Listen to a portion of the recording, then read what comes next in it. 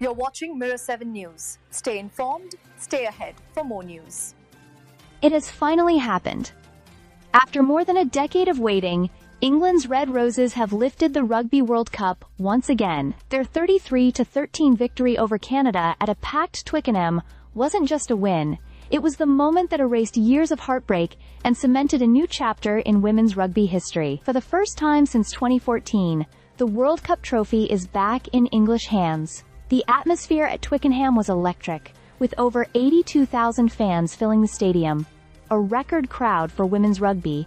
Compare that to the 20,000 who watched England's 2014 triumph in Paris, and it shows just how far the women's game has come. The players walked out to a roar that carried the weight of expectation, but also the promise of something extraordinary.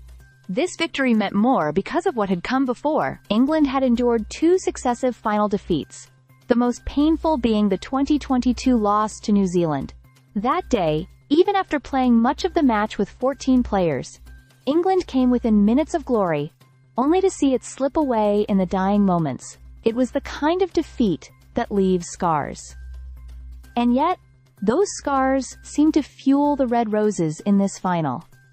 They were determined not to let history repeat itself. The game against Canada didn't start smoothly.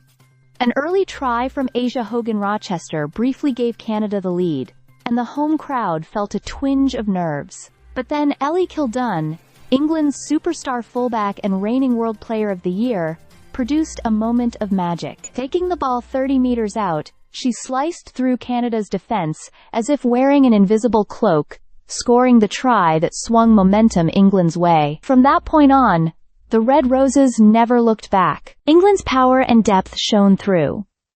Alex Matthews crossed for 2 tries, while Amy Cockayne and Abby Ward added their names to the scoresheet. Each point was greeted with a wave of noise that shook Twickenham to its core. The 33-13 result wasn't just a win.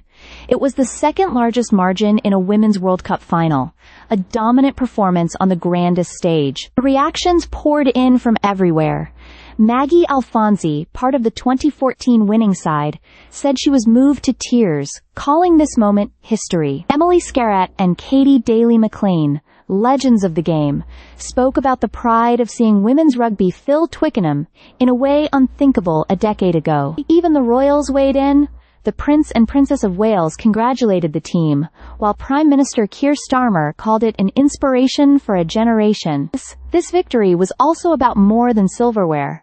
It was proof of what investment and belief can achieve. Since 2019, England players have had professional contracts, something not every team can say, including Canada, who even had to crowdfund before the tournament. As Alfonsi put it, England have shown the blueprint.